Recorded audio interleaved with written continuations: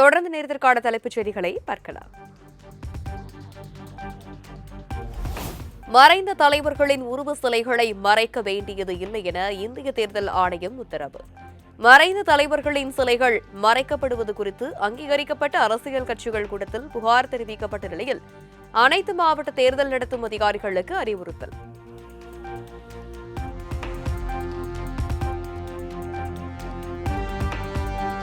திமுக சார்பில் சட்டப்பேரவை தேர்தலில் போட்டியிட விருப்ப மனு தந்தவர்களிடம் அக்கட்சித் தலைவர் மு க ஸ்டாலின் நேர்காணல். முதல் நாளான இன்று புதுச்சேரி மற்றும் காரைக்கால் பகுதிகளைச் சேர்ந்த திமுக நிர்வாகிகள் பங்கேற்பு.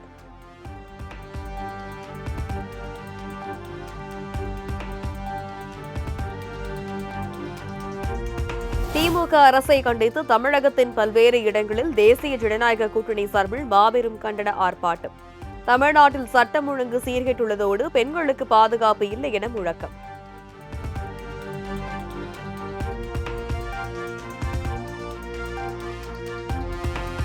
மக்கள் எப்படி போனாலும் கவலை இல்லை, தன்னுடைய குடும்பம் மட்டும் நன்றாக இருக்க வேண்டும் என முதலமைச்சர் நினைக்கிறார்.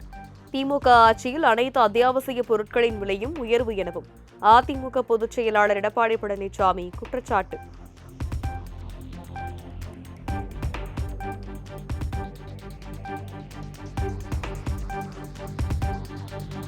பெண்களுக்கு பாதுகாப்பு இல்லை என்பது போல் அதிமுகவுடன் பாஜகவும் போலி நாடகம் போடுகிறது. தேர்தல் நெருங்குவதால் பெண்கள் மீது எடப்பாடி பழனிசாமிக்கும் பாஜகவுக்கும் திடீர் பாசம் என அமைச்சர் ரகுபதி விமர்சனம். எனவே இருவரும் இன்றைக்கு சேர்ந்து இன்றைக்கு தமிழ்நாட்டிலே பெண்களை அச்சப்படுத்துகின்ற வகையிலே ஏதோ பெண்களுக்கு பாதுகாப்பு இல்லை என்பதைப் போல ஒரு போலி நாடகத்தை உருவாக்க முயற்சிக்கிறார்கள். அது தடுத்தறியப்படுகிறது, தகர்த்தறியப்படுகிறது.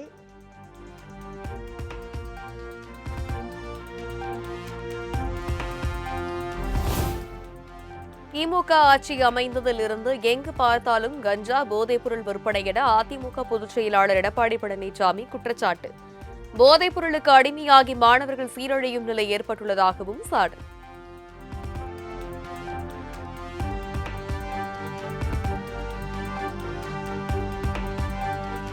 அதிமுக என்ற கட்சி ஊசலாடி கொண்டிருப்பதால் பதவியை தக்கவைக்க எடப்பாடி பழனிசாமி முயற்சி. அதிமுக பொதுச் செயலாளர் என்ற பதவி மட்டும் போதும் என எடப்பாடி பழனிசாமி நினைப்பதாகவும் அமைச்சர் ரகுபதி காட்டமாக விமர்சனம். அங்கே இருக்கக்கூடிய பலர் வெளியேறிவிட்டார்கள். எனவே இன்றைக்கு கட்சி ஊசலாடி கொண்டிருக்கிறது. எனவே எப்பாடுபட்டாவது தன்னுடைய கட்சித் தலைவர் பதவியை, பொதுச் செயலாளர் பதவியை தக்க வைத்துக் கொள்ள வேண்டும் என்கின்ற ஒரே இலக்கோடு தான் அவர் இன்றைக்கு அதிமுகவை நடத்தி கொண்டிருக்கிறார். தேர்தலில் வெற்றி பெற வேண்டும் என்கின்ற ஆர்வமோ எதுவும் அவருக்கு கிடையாது.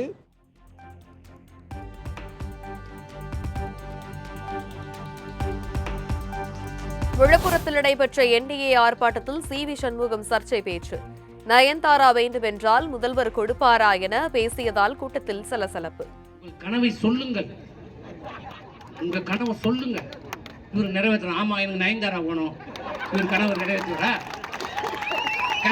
கேப்பா நயன்தாரா எனக்கு கல்யாணம் பண்ணுவீங்க கேப்பா, நிறைவேற்றுவாரா? முக்கியமான கண்டென்ட் போய் தட்டி விடுறியா? அது எப்ப கேக்குறாரு? ஆட்சி போயிடுச்சு, ஆட்சி போயிடுச்சு அப்ப சொல்றாரு.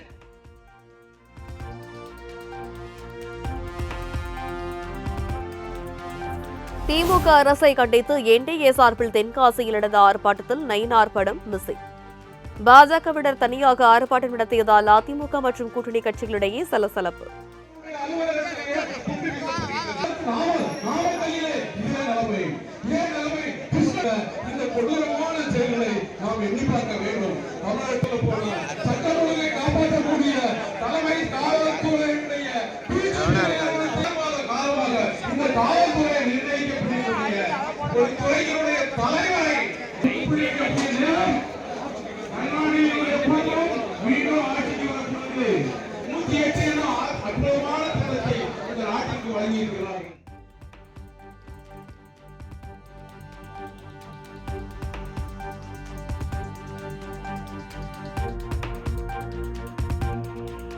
கூடுதல் தொகுதிகள் வழங்க வேண்டும் என திமுகவிடம் வற்புறுத்தியுள்ளோம்.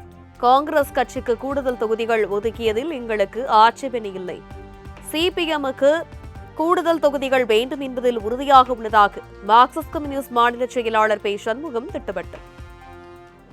இல்லை, அதாவது நிறைய கட்சிகள் இருக்கிற போது இந்த மாதிரியான ஒரு நிலைமை என்பது தவிர்க்க முடியாதது.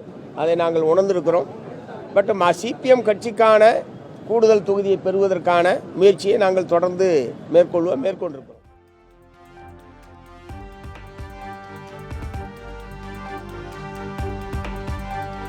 கரூர் தாவேக பிரச்சாரத்தின் போது 41 பேர் உயிரிழந்த வழக்கு விசாரணைக்காக டெல்லி சிபிஐ அலுவலகத்தில் திமுக முன்னாள் அமைச்சர் செந்தில் பாலாஜி ஆஜர்.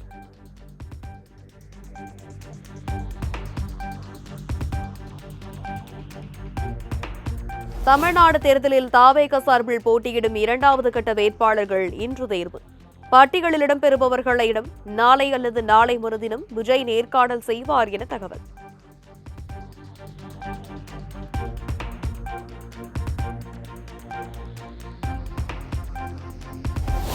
எங்கள் கூட்டணி பலமாக இருக்கிறது. புதிதாக கூட்டணிக்கு வரும்படி நாங்கள் யாருக்கும் அழுத்தம் கொடுக்கவில்லை. அப்படி கொடுக்கவும் தேவையில்லை. தாவேக தலைவர் விஜய் குறித்து மறைமுகமாக பேசிய பாஜக மூத்த தலைவர் தமிழிசை சவுந்தரராஜன், நாங்க யாருக்கும் அழுத்தம் கொடுக்கவில்லை. இயல்பான கூட்டணி தான் நாங்க இப்போ ஏற்படுத்தி இருப்பது. எங்களை பொறுத்த மட்டில் யாருக்கும் அழுத்தம் கொடுக்க தேவையில்லை. நாங்கள் இந்த கூட்டணியில் திமுகவை யாரெல்லாம் தோற்கடிக்க வேண்டும் என்று நினைக்கிறார்களோ அவர்களை நாங்கள் கூட்டணியில் சேர்த்திருக்கிறோம். நாங்கள்லாம் சேர்ந்திருக்கிறோம் கூட்டணியில்.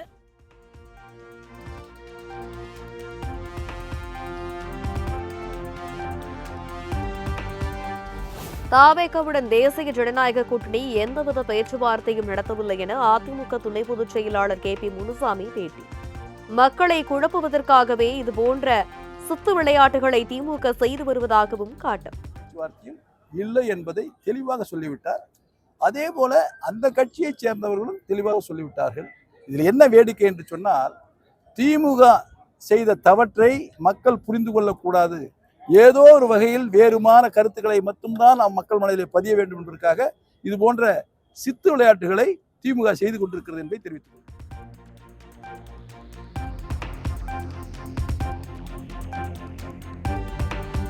தாவேக கட்சியின் தலைமை பொறுப்பில் இருக்கும் மாதவ் அர்ஜுனா என்னை பற்றி உண்மைக்கு மாறான கருத்து தெரிவித்திருப்பதாக நடிகர் ரஜினிகாந்த் அறிக்கை.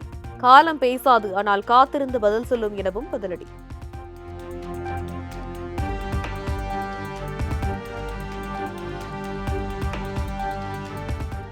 நடிகர் ரஜினிகாந்த் அன்புக்கு தான் அடிபணிவார், யாருடைய மிரட்டலுக்கும் அடிபணிய மாட்டார். ரஜினியை மிரட்ட வேண்டிய அவசியம் திமுகவிற்கு இல்லை எனவும் அமைச்சர் ரகுபதி விளக்கம். ஒரு சூப்பர் ஸ்டார், அவருக்குன்னு ஒரு மன்றம், ரசிகர் மன்றம் எல்லாமே இருக்கிறது. அவரை மிரட்டி யாரும் பணிய வைக்க முடியாது என்பதை நாங்கள் ஏற்கனவே சொல்லியிருக்கிறோம். அன்புக்கு தான் அவர் அடிபணிவார், மிரட்டலுக்கு அவர் அடிபணியக்கூடியவர் அல்ல என்பது உங்களுக்கும் தெரியும், எங்களுக்கும் தெரியும். திராவிட முன்னேற்றக் கழகத்துக்கு வேண்டிய நெருங்கிய நண்பர், எங்களுக்காக 96 குரல் கொடுத்தவர்.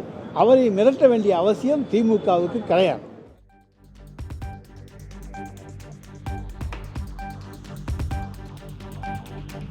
ஆதவ் அர்ஜுனா அவதூறு கருத்தை கண்டித்து எனக்கு ஆதரவாக குரல் கொடுத்த அனைவருக்கும் நன்றி என ரஜினிகாந்த் அறிக்கை. என்னை வாழ வைக்கும் தெய்வங்களான ரசிக பெருமக்கள் அனைவருக்கும் என்னுடைய மனமார்ந்த நன்றி எனவும் நிகழ்ச்சி.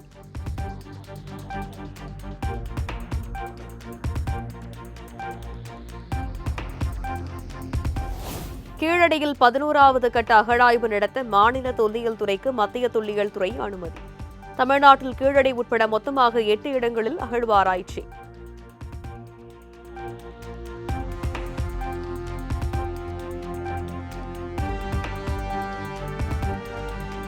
தொடர் அழுத்தத்தாலும் கடிதங்களாலும் கீழடி உள்ளிட்ட 8 இடங்களில் அகழ்வாராய்ச்சி மேற்கொள்வதற்கான மத்திய அரசின் ஒப்புதலை பெற்றுள்ளோம். பல மாதங்கள் தாமதத்துக்கு பின்பு நமது விடாமுயற்சிக்கு கிடைத்த வெற்றி இது என முதலமைச்சர் மு க ஸ்டாலின் எக்ஸ் தளத்தில் பதிவு.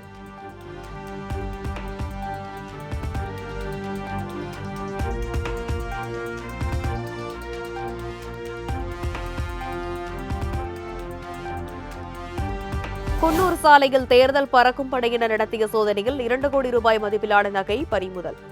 ஆவணங்களின்றி கணக்கில் வராத ஏராளமான நகைகள் இருந்த நிலையில் தேர்தல் அதிகாரிகள் நடவடிக்கை.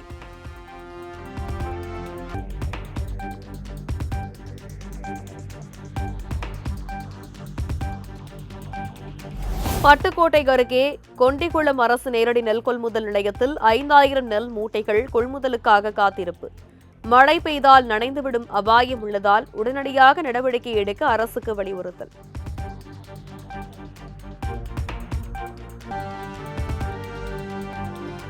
நெல்லை திசையன்விளை அருகே காட்டுப்பகுதியில் உள்ள சாலையில் காருடன் எரிந்த நிலையில் 4 சடலங்கள் மீட்பு.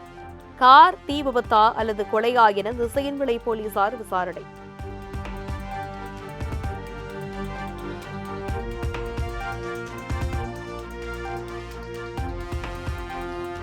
மானாமதுரையில் கைதி ஆகாஷ் உயிரிழந்த வழக்கு டிஎஸ்பி ராஜா, எஸ்ஐ உட்பட 11 பேருக்கு CBCID summon.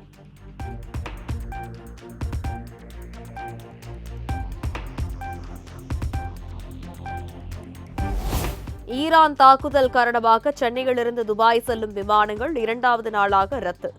Dubai, Abu Dhabi, Kuwait, Bahrain, Doha, Muscat, Sharjah செல்லும் 20க்கும் மேற்பட்ட விமானங்கள் ரத்தானதால் பயணிகள் அவதி.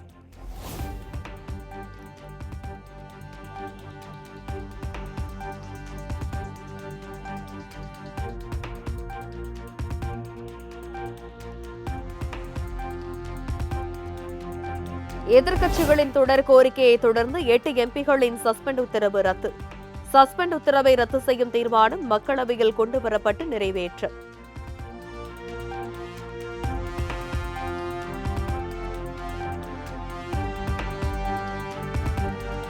சட்டமன்ற தேர்தலுக்காக தமிழகத்தில் புதிய வசதியை அறிமுகம் செய்யும் தேர்தல் ஆணையம். முதல் முறையாக வேட்பாளர்கள் ஆன்லைன் மூலம் வேட்புமனு தாக்கல் செய்ய ஏற்பாடு.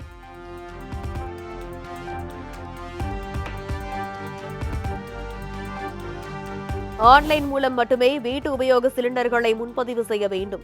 கேஸ் ஏஜென்சி நிறுவனங்களுக்கு முன் மக்கள் காத்திருக்க வேண்டாம் என்று மத்திய அரசு அறிவுறுத்தல்.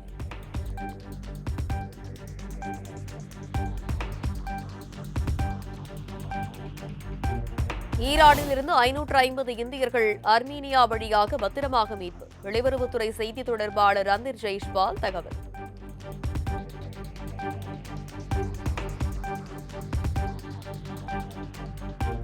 ஹோர்மூஸ் நீரிணையை திறக்க ராணுவத்தை பயன்படுத்துவதை ஜெர்மனி ஆதரிக்காது என அந்நாட்டு அரசு அறிவிப்பு. ஈரான் போருக்கும் நேட்டோவுக்கும் எந்த தொடர்பும் இல்லை என ஜெர்மன் அரசு செய்தி தொடர்பாளர் திட்டவட்டம்.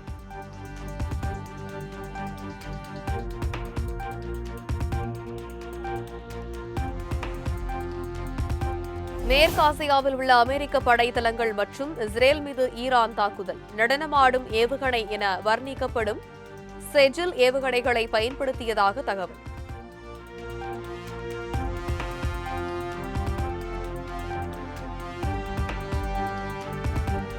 ஆப்கானிஸ்தான் தலைநகர் காபூல் மீது திடீரென தாக்குதல் நடத்திய பாகிஸ்தான். 400க்கும் மேற்பட்ட பொதுமக்கள் உயிரிழந்துள்ளதாகவும் ஏராளமானோர் படுகாயமடைந்துள்ளதாகவும் தகவல்.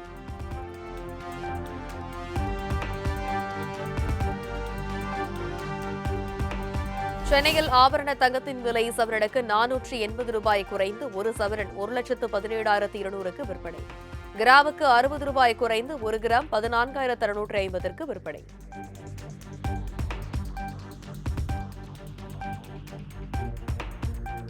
சென்னையில் வெள்ளி விலை கிலோவுக்கு 4000 உயர்ந்து 1 கிலோ 2,80,000க்கு விற்பனை.